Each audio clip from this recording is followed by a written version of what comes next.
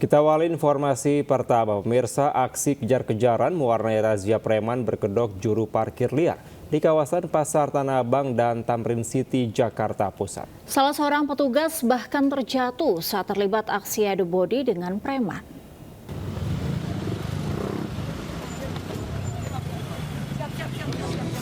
Aksi memburu preman para petugas Reskrim Polsek Metro Tanah Abang, Jakarta Pusat membuat juru parkir liar kabur.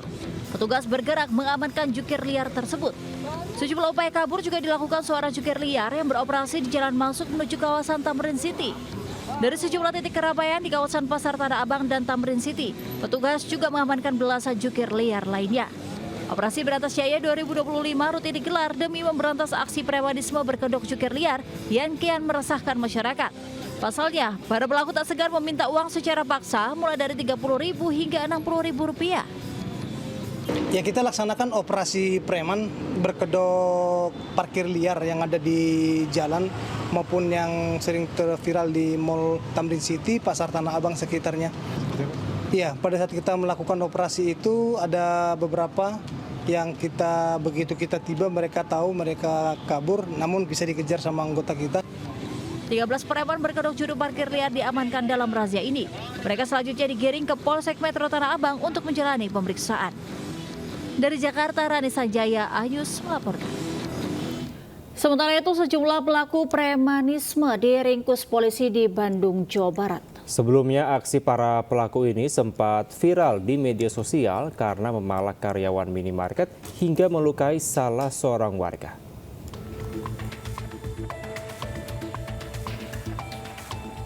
Sempat viral di media sosial, sejumlah preman memalak karyawan minimarket di kawasan Citapen, Bandung Barat, Jawa Barat. Sambil mengancam dengan senjata tajam, pelaku meminta uang tunai Rp200.000 dan rokok. Berbekal rekaman CCTV, polisi kemudian menangkap para pelaku di kediamannya masing-masing. Dari hasil pemeriksaan terungkap, selain memalak, para preman yang diciduk juga melakukan tindak kekerasan. Mereka tidak segan melukai korbannya jika melawan. Berdasarkan hasil informasi dari masyarakat di daerah Cililin, atas nama inisial M diduga kerap melakukan pemerasan dengan menggunakan senjata tajam, sebagaimana dimaksud dalam pasal 368. Para pelaku pemerasan itu kini dijerat pasal pemerasan hingga penganiayaan dengan ancaman hukuman hingga 9 tahun penjara. Dari Bandung Barat, Jawa Barat, Yuwono, iNews melaporkan. Pemirsa, gudang kayu terbakar hingga merembet ke kios di Jalan Bekasi Timur Raya, Pulau Gadung, Jakarta Timur. Api dengan cepat melalap gudang kayu di Jalan Bekasi Timur Raya, Pulau Gadung, Jakarta Timur. Bahkan akibat besarnya kobaran api menyulitkan petugas untuk melakukan pemadaman. Besarnya api juga menyambar ke kios yang bersebelahan dengan gudang kayu. Menurut warga, api seketika membesar dari gudang kayu dan menyebar ke sejumlah kios lainnya. Sedikitnya 18 unit damkar Jakarta Timur diterjunkan untuk memadamkan kobaran api. Belum diketahui penyebab kebakaran, namun kerugian ditaksir mencapai miliaran rupiah.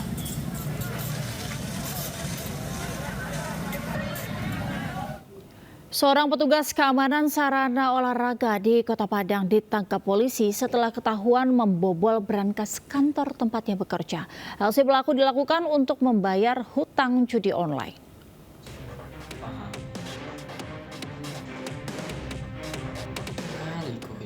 Aksi pelaku TOM, 25 tahun, saat melancarkan aksinya membobol brankas tempatnya bekerja ini terekam kamera pengawas. Dalam aksinya, pelaku mencuri uang tunai sebesar Rp3,4 juta dari dalam brankas dengan menggunakan kunci duplikat. Berbekal rekaman CCTV, petugas berhasil mengidentifikasi pelaku dan langsung melakukan penangkapan. Tim Kelewang Satreskrim Polresta Padang menangkap pelaku di tempat kerjanya tanpa perlawanan. Dari pemeriksaan awal, pelaku mengaku mencuri karena terlilit utang akibat kecanduan judi online. Tempat penyimpanan uang itu nampak bekas kena congkel atau sudah dirusak oleh tersangka. Ini pelaku diduga orang dalam atau bagaimana nih? Jadi kebetulan untuk pelaku ini memang kebetulan pegawai di spot sendiri. Kini, pelaku masih menjalani pemeriksaan intensif di Mapolresta Padang dan menyelidiki kemungkinan adanya keterlibatan pihak lain dalam aksi pencurian tersebut. Dari Padang, Sumatera Barat, Budi Sunandar, Ayus melaporkan. Pemirsa, seorang manajer perusahaan catering di Kota Denpasar ditangkap tim Resmob Polda Sulsel setelah kabur ke Kota Makassar. Pelaku ditangkap usai mencuri motor milik pimpinannya sendiri karena terlilit utang akibat kecanduan judi online.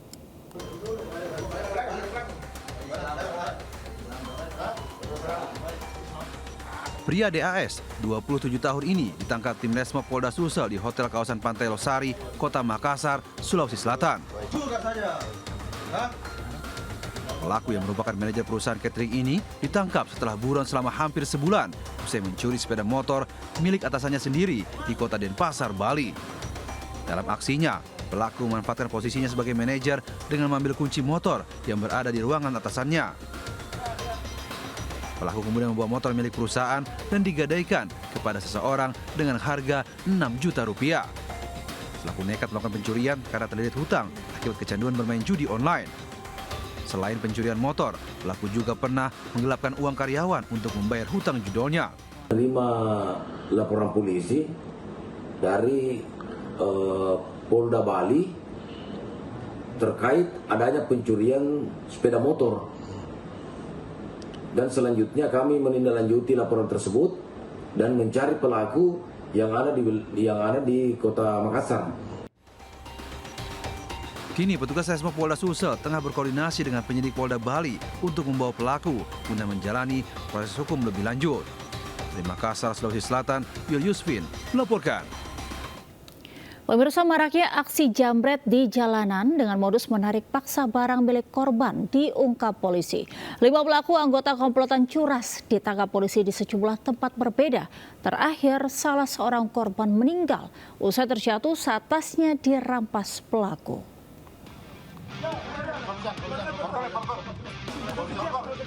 Dalam waktu kurang dari 1 kali 24 jam, 5 pelaku anggota komplotan pencurian dengan kekerasan alias jambret berhasil ditangkap petugas Satreskrim Polresta Sidoarjo di sejumlah tempat berbeda. Kelima pelaku yakni DI 30 tahun, MI 16 tahun, AG 25 tahun, MFC 24 tahun, dan DY 30 tahun. Para pelaku tersebut warga Surabaya, Lamongan, dan Sidoarjo. Salah satu pelaku terpaksa ditembak kakinya karena berusaha menyerang petugas saat hendak ditangkap. Dari hasil pemeriksaan polisi, kelima pelaku merupakan residivis kasus yang sama, yang kerap meresahkan warga karena tega dan nekat melukai korbannya.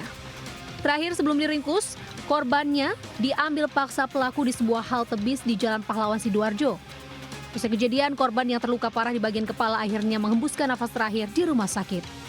Pemeriksaan menyampaikan memepet dari korban, kemudian menarik tas korban. Jadi setelah ditarik, korban terjatuh, ya kemudian karena terjatuh itu yang mengenai kepala, kemudian mengakibatkan korban kritis dan dalam perawatan di rumah sakit di Sidoarjo, korban meninggal dunia. Polisi turut mengamankan sejumlah barang bukti berupa sepeda motor dan uang tunai hasil kejahatan. Kasusnya masih dalam pengembangan polisi. Dari Sidoarjo, Jawa Timur, Pramono Putra, Anyus melaporkan. Hanya gara-gara makanan, seorang adik di Batubara nekat menghabisi nyawa kakak kandungnya sendiri. Kini pelaku sudah diamankan di Mapolres Batubara guna pemeriksaan lebih lanjut.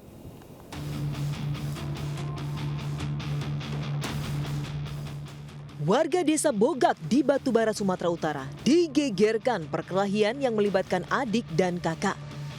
Pelaku berinisial HI 33 tahun diketahui sudah bertahun-tahun tinggal dengan kakaknya Hermansyah 41 tahun. Perkelahian terjadi saat sang adik yang baru pulang ke rumah dalam kondisi lapar, namun ternyata makanan sudah dihabiskan kakaknya. Mereka pun cekcok dan berakhir saat korban dipukul pelaku dengan balok kayu hingga tewas. Pelaku pun sempat menyeret tubuh korban keluar rumah dan hendak membakarnya dengan bahan bakar minyak. Melihat kejadian tersebut, warga langsung mengamankan pelaku dan melapor ke Mapolsek Labuhan Ruku. makan itu. Masalah makan, udah itu adiknya pulang-pulang tiba-tiba nggak ada makan lagi, mau minta sama abangnya. Habis disitulah berantem orang itu. Berantem, sudah berantem, abangnya kan selesai makan, disitulah dipukul pakai roti. Dari keterangan warga, sebelumnya korban sempat menghardik pelaku karena menjual telepon selularnya. Hingga kini pelaku masih diperiksa polisi untuk memastikan motif penganiayaan. Dari Batubara, Sumatera Utara, Fadli PLKI News melaporkan.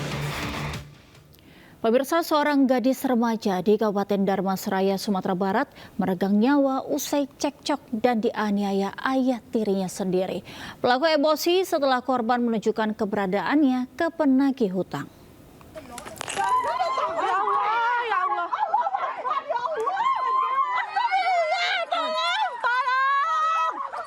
Beginilah suara yang terekam warga saat detik-detik ayah tiri berinisial RE 43 tahun memarahi dan menganiaya anak tirinya Angelia Putri 18 tahun di hadapan warga Jorong Seberang Puriko, Nagari Koto Baru, Dharmasraya, Sumatera Barat Senin malam. Usai dianiaya pada bagian kepala, dagu dan dada, korban tewas sementara pelaku langsung kabur. Warga yang histeris melihat kejadian langsung melarikan Angelia ke puskesmas, namun Angelia tewas dalam perjalanan. Polisi pun langsung membawa jasad korban ke Rumah Sakit Bayangkara, Padang untuk diotopsi. Berdasarkan penyelidikan, pelaku emosi setelah anak tirinya memberitahu keberadaannya kepada penagih kredit dari salah satu bank. Nah, pihak yang penghutang, dalam ini salah satu bank swasta, itu menagih ke rumah yang awal tadi dan ketemu dengan anaknya. Oleh anaknya atau almarhum ini diantarlah ke kediaman yang sekarang dia tempati, yaitu di orang tua daripada pelaku. Nah, disitulah terjadi cekcok mulut. Hingga saat ini polisi masih mengejar pelaku yang melarikan diri. Pelaku terancam dijerat pasal 351 ayat 3 KUHP tentang penganiayaan yang menyebabkan kematian. Dari Padang, Sumatera Barat, Budi Sunandar, iNews melaporkan.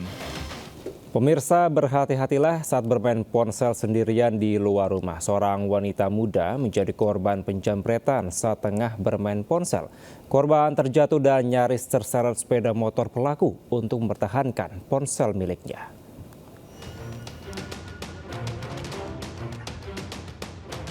Aksi dua pelaku jambret berboncengan sepeda motor terekam CCTV. Seorang pelaku turun mendekati korban dan langsung berlari berbalik arah. Korban, seorang wanita, berteriak sembari merebut kembali tas miliknya. Korban bahkan terjatuh dan nyaris terseret sepeda motor pelaku. Meski tasnya berhasil diselamatkan, namun telepon genggam korban raib dibawa kabur kedua pelaku. Aksi penjamretan ini terjadi di Jalan Biduri, Pandan, Johar Baru, Jakarta Pusat saat kondisi lingkungan telah sepi. 0011 itu udah malam, anak kos, terus yang kosnya juga udah pindah juga. Yang dijamret apa, Bu? HP-nya. HP-nya HP iPhone. Saat kejadian, korban tengah asik bermain ponsel seorang diri di depan sebuah warung. Berbekal bukti rekaman CCTV, korban melaporkan kejadian ini ke Polsek Johar Baru, Jakarta Pusat. Dari Jakarta, Rani Stone Sanjaya melaporkan.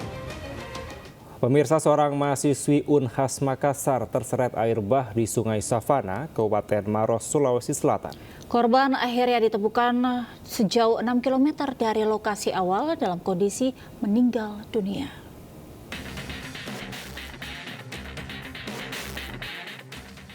Tim gabungan SAR dibantu warga mengevakuasi jasad Marsanda 20 tahun, mahasiswi Unhas Makassar yang terseret air bah di Sungai Savana, Maros, Sulawesi Selatan. Korban ditemukan kondisi penuh luka lebam di sekujur tubuhnya akibat benturan batu. Lokasi penemuan berjarak 6 km dari titik lokasi korban tenggelam. Tangis histeris keluarga pun pecah saat melihat kondisi korban. Jasad korban kemudian ditandu sejauh 2 km melintasi sawah sebelum dibawa mobil Basarnas ke puskesmas. Sebelumnya korban datang ke Sungai Savana bersama 4 rekannya untuk berlibur. Namun saat sedang asyik bersuah foto, air bah secara tiba-tiba menerjang. Korban terperangkap derasnya arus sungai. Tiba-tiba ada air bah, maksudnya turun dari gunung, karena kebetulan pas yang bersangkutan duduk di pinggir sungai bersama teman-temannya ambil gambar. Akhirnya dia bisa menghindar pada saat itu. Terus terbawa arus ya? Terbawa arus. Saat ini jenazah korban telah dibawa ke rumah duka di Kota Makassar. Petugas mengimbau warga berhati-hati saat berwisata agar selalu memperhatikan kondisi cuaca. Dari Kabupaten Maros, Sulawesi Selatan, Wahyu Ruslan Ainus melaporkan. Naas menimpa seorang bocah warga desa Palesanggar, Pegantenan Pamekasan, Madura, Jawa Timur yang ditemukan meninggal dunia setelah terseret arus sungai. Jasad korban ditemukan sejauh 1,5 km dari lokasi kejadian.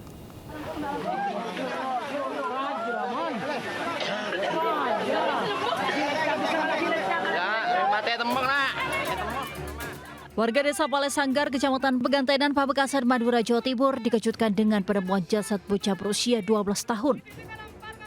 Keluarga histeris melihat korban meregang nyawa akibat terseret arus sungai. Sebelumnya korban Hoiri bersama adiknya Abdullah 8 tahun izin kepada orang tuanya untuk bermain di tengah hujan di saluran irigasi sekitar rumahnya.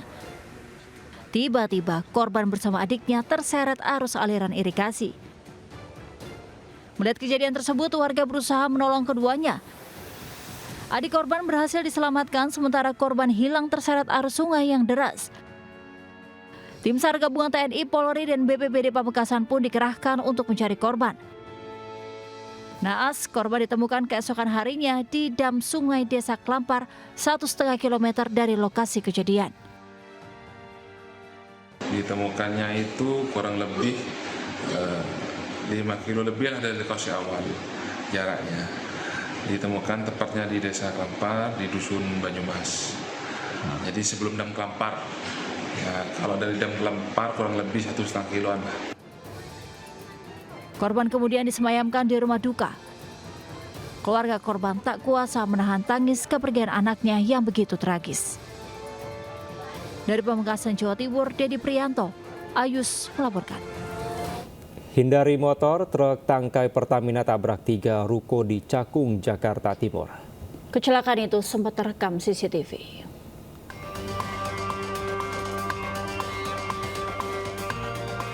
Hindari motor berhenti mendadak saat lampu merah. Truk tangki Pertamina menabrak 3 ruko di Jalan Dr. Sumarno, Cakung, Jakarta Timur. Peristiwa kecelakaan itu sempat terekam kamera CCTV. Akibat kecelakaan, bangunan ruko begitu juga mobil rusak parah. Kernet truk tangki pengangkut Pertamax dan Pertalite itu juga sempat terjepit badan truk, namun kondisinya selamat. Usai kecelakaan, polisi langsung datang ke lokasi kejadian untuk olah TKP. Polisi pun langsung memeriksa keterangan saksi termasuk sopir truk tangki. Ya kan posisinya saya lagi jalan pelan Pak. Depan itu ada motor 4 kalau nggak salah. Tiba-tiba itu lampu merah penyeberangan tiba-tiba merah aja gitu. Nggak ada apa-apa, kuning atau gimana langsung merah. Nggak ada. Otomatis kan motor pada berhenti tuh. Saya mah udah ngerem, udah ngelakson. Nggak kerem sama saya. Tidak ada korban jiwa akibat kecelakaan ini, sementara kerugian diperkirakan ratusan juta rupiah. Hingga Rabu pagi proses evakuasi masih berlangsung sambil menunggu alat berat. Dari Jakarta, Rio Manik Ainus melaporkan. Pemirsa, Menteri Komunikasi dan Digital Mutia Hafid dan Gubernur Jawa Barat Deddy Mulyadi meninjau program pendidikan karakter di Barak Militer Resimen Armet 1 Setirayuda Purwakarta. Deddy Mulyadi berencana memperpanjang pendidikan karakter pelajar dari 14 hari menjadi 18 hari.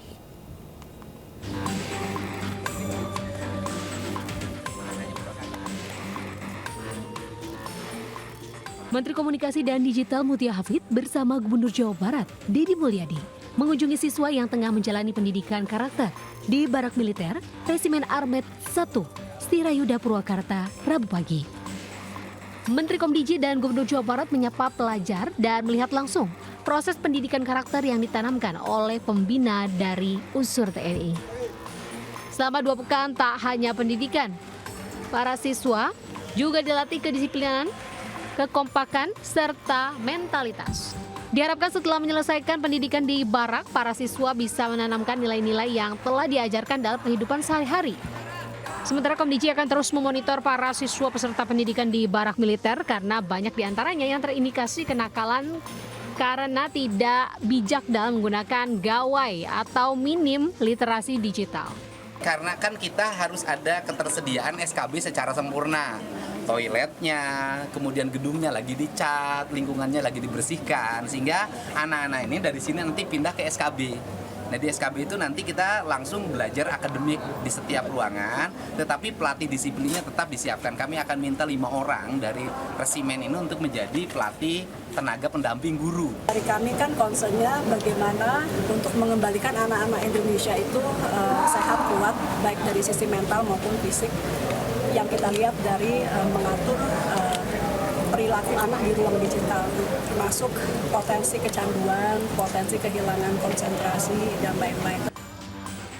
Usai menjalani pendidikan karakter di barak militer, 39 pelajar ini akan melanjutkan pendidikan secara khusus di Sanggar Kegiatan Belajar atau SKB Purwakarta selama 4 hari. Dari Purwakarta, Jawa Barat, Irwan Ayus melaporkan. Pemirsa, Kamar Dagang dan Industri Kadin Indonesia menggelar rapat Dewan Pengurus Harian di Menara Kadin, Jakarta. Rapat ini membahas dinamika ekonomi global, imbas kebijakan Perang Dagang Amerika Serikat yang turut memberikan dampak terhadap ekonomi Indonesia.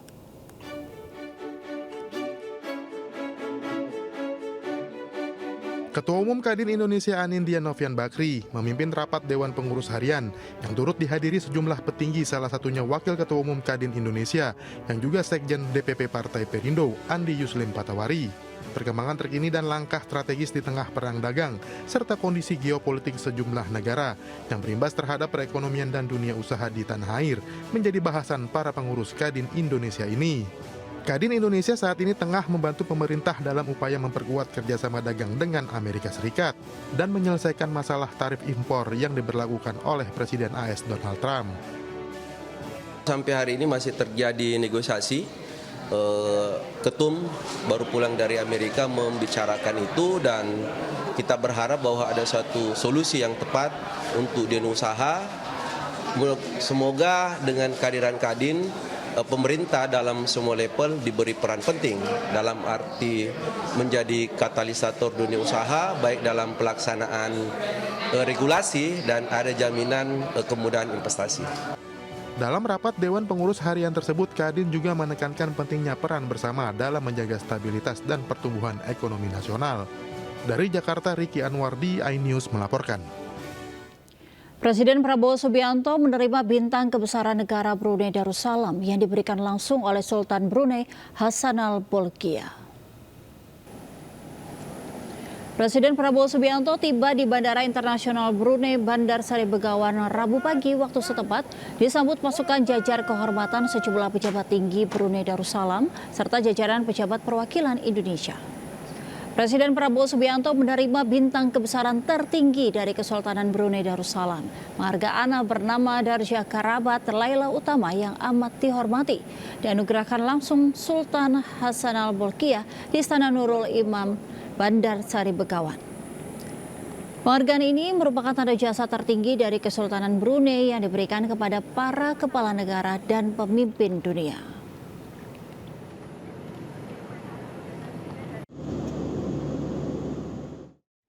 Kita ke informasi Haji 2025 pemirsa. Air Zam-Zam menemani nikmatnya ibadah para jemaah dari penjuru dunia saat di Masjid Nabawi. Ya, namun tak semua dispenser yang disediakan merupakan air Zam-Zam. Dan berikut informasinya untuk Anda.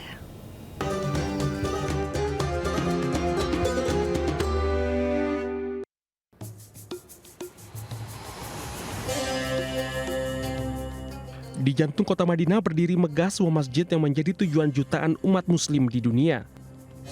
Masjid Nabawi merupakan masjid kedua setelah Masjidil Haram yang ada di Mekah. Di balik kemegahan Masjid Nabawi tersimpan satu keistimewaan yang tak kalah bermakna, yakni air Zam-Zam, air suci yang selalu dicari dan dirindukan. Meski sumurnya berada di Mekah, air Zam-Zam juga tersedia melimpah di Masjid Nabawi. Setiap harinya puluhan ribu liter air didistribusikan dari Mekah ke Madinah untuk mengisi hati jemaah dengan keberkahan. Dispenser Zam-Zam hanya ada di area masjid. Sementara dispenser yang berada di luar area masjid, tepatnya di pelataran, merupakan air biasa yang juga disediakan bagi para jemaah yang berada di Masjid Nabawi. Bagi siapa saja yang hendak meminum air Zam-Zam, hendaknya membaca doa. Dalam hadis disebutkan air zam-zam itu tergantung pada niat orang yang meminumnya. Di balik kesegaran air zam-zam tersimpan sejarah, keajaiban, dan kekuatan iman yang terus mengalir, menyatukan jutaan hati dalam satu keyakinan bahwa setiap berkah dari Allah dapat hadir, bahkan dalam setiap tegukan air. Dari Madinah, Arab Saudi. Pemirsa, otoritas Bandara Amir Muhammad bin Abdul Aziz Madinah menyita 9 koper jemaah Indonesia. Koper berisi 100 slop rokok atau 1.000 bungkus rokok.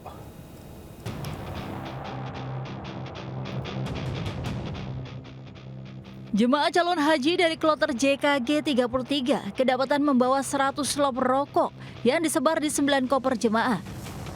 Ke-9 koper pun disita otoritas Bandara Amir Muhammad bin Abdul Aziz Madinah, Arab Saudi untuk pemeriksaan. Sesuai aturan, setiap orang hanya diizinkan membawa 200 batang rokok atau sekitar 2 slop.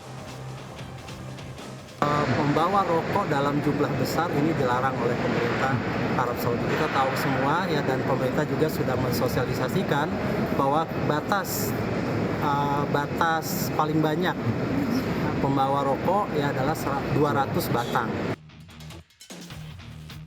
Jemaah diimbau untuk membawa rokok sesuai aturan dan tidak menitipkan rokok atau barang lainnya kepada jemaah lainnya.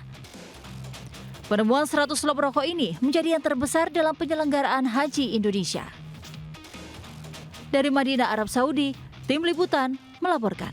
Liga Futsal Profesional 2024-2025 pekan ke-9 kembali hadir di Jakarta. Dalam laga yang digelar di GOR Universitas Negeri Jakarta, Rawamangun, Jakarta Timur ini menyuguhkan 4 pertandingan seru dan menarik.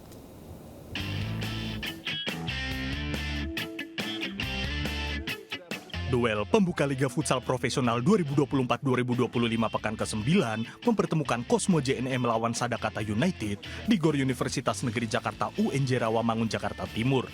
Bermain di hadapan pendukungnya, Cosmo JNE tampil terengginas sepanjang laga. Serangan agresif Cosmo JNE mampu melumat habis Sadakata FC dengan skor telak 9-0. Alhamdulillah hari ini, tadi apalagi tuan rumah main ya, tadi pagi alhamdulillah rame sekali supporter tuan rumah. Sekarang 9 seri Jakarta. Seri berikutnya seri ke-10 di Jakarta juga. Tapi tuan rumahnya itu Halus FC.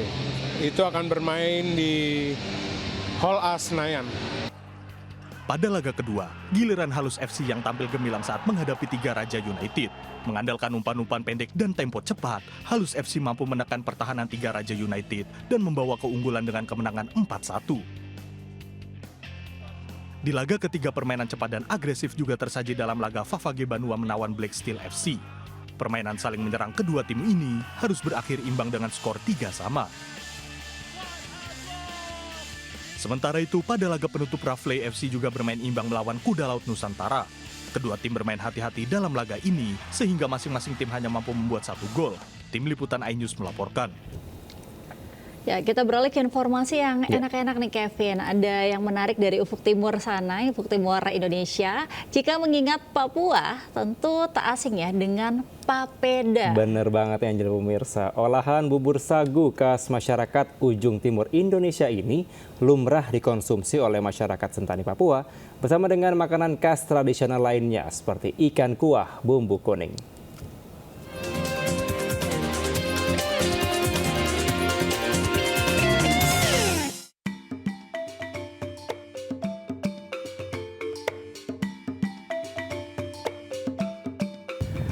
Pemirsa, Provinsi Papua tidak hanya terkenal akan keindahan alam dan juga wisatanya, namun juga wisata kulinernya. Dan hari ini saya sudah berada di suatu lokasi namanya Isasai. Ini merupakan restoran khas untuk makanan Papua, terutama di Sentani. Dan yang paling terkenal adalah papeda. Nah, penasaran nggak gimana rasanya dan cara membuat papeda? Kita simak dan juga ikutin saya. Yuk!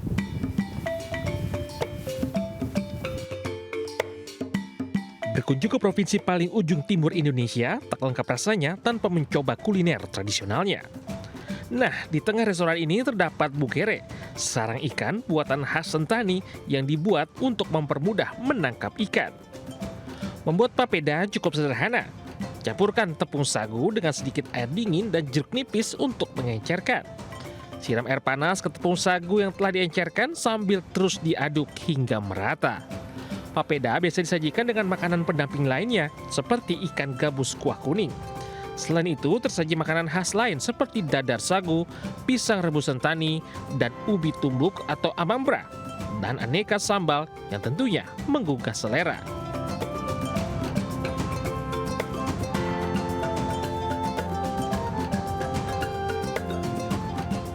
Kalau bisa dibilang ini gurih ya, gurih, kemudian ada sensasi kenyal yang tidak biasa, yang jarang saya rasakan, namun bikin kenyang ya, bikin kenyang gitu, masuk ke dalam tenggorokan, dan justru sebetulnya memang lebih enak tidak dikunyah ya, karena biar nggak nyangkut-nyangkut di gigi. Itu cenderung dinikmati 2-3 kali seminggu ya bersama keluarga, dan biasanya kalau di rumah itu kita nikmatinya bersama keluarga di lantai. Kita melingkari papeda, lalu disitulah sebenarnya saat-saat berkualitas keluarga, orang tua dan anak, dan ada nasihat-nasihat yang kemudian diberikan orang tua kepada anak.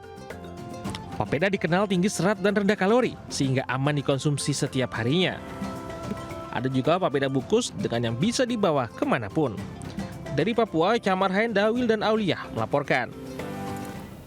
Pemirsa, para guru di Desa Limbur Merangin, Kecamatan Pamenang Barat, Kabupaten Merangin, Jambi, rela bertaruh nyawa untuk mengabdi di sekolah. Mereka bergelantungan melewati jembatan gantung rusak menyeberangi derasnya arus sungai.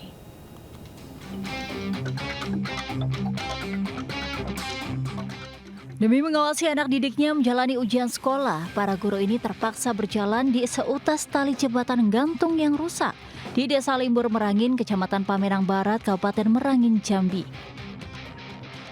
Aksi nekat para guru viral di media sosial. Lokasi sekolah yang berada di seberang sungai mengharuskan beberapa guru memberanikan diri melewati jembatan rusak tersebut. Kerusakan jembatan 142 meter ini tampak dari gantungan kawat baja jembatan putus, pijakan hilang, dan kerangka keropos. Hampir 5 tahun lamanya sejak dibangun, jembatan tidak dilakukan perawatan sebab jembatan tersebut denyut nadi perekonomian warga. Pihak pemerintah desa berdalih saat para guru melintas, jembatan dalam pengerjaan. Biasanya kan anak-anak ujian karena jembatan dalam proses perbaikan, jadi anak-anak yang khususnya dari seberang sana mayoritas mau nggak mau anak-anak tetap ujiannya di seberang, numpang di madrasah gitu.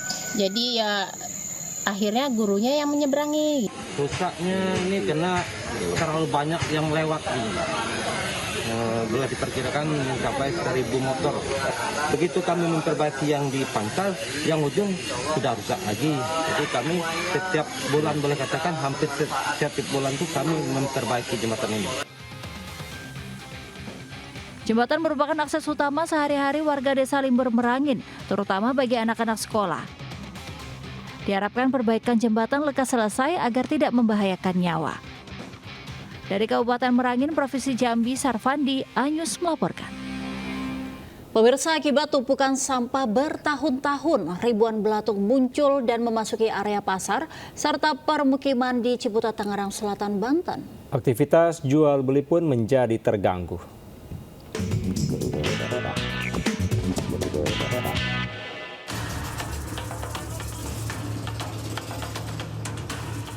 Ribuan belatung dari gunungan sampah di belakang pasar nampak memasuki area pasar Ciputat, Tangerang Selatan, Banten.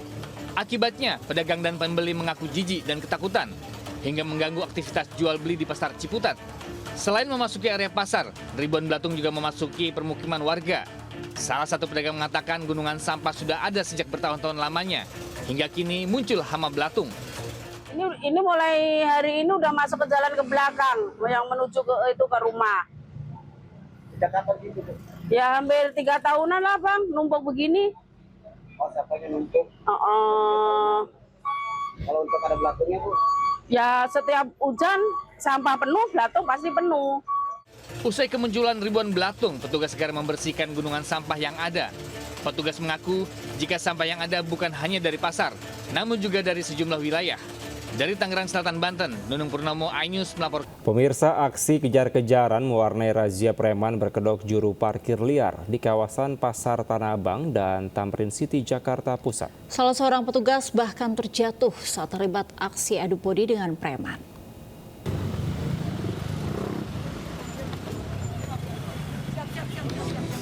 Aksi memburu preman para petugas Reskrim Polsek Metro Tanah Abang, Jakarta Pusat membuat juru parkir liar kabur. Petugas bergerak mengamankan jukir liar tersebut. Sejumlah upaya kabur juga dilakukan seorang jukir liar yang beroperasi di jalan masuk menuju kawasan Tamrin City. Dari sejumlah titik keramaian di kawasan Pasar Tanah Abang dan Tamrin City, petugas juga mengamankan belasan jukir liar lainnya. Operasi Berantas Jaya 2025 rutin digelar demi memberantas aksi premanisme berkedok jukir liar yang kian meresahkan masyarakat. Pasalnya, para pelaku tak segan meminta uang secara paksa mulai dari Rp30.000 hingga Rp60.000. Ya, kita laksanakan operasi preman berkedok parkir liar yang ada di jalan maupun yang sering terviral di Mall Tamrin City, Pasar Tanah Abang sekitarnya. Ya, pada saat kita melakukan operasi itu ada beberapa yang begitu kita tiba mereka tahu mereka kabur, namun bisa dikejar sama anggota kita. 13 preman berkedok juru parkir liar diamankan dalam razia ini. Mereka selanjutnya digiring ke Polsek Metro Tanah Abang untuk menjalani pemeriksaan. Dari Jakarta, Rani Sanjaya, Ayus melaporkan.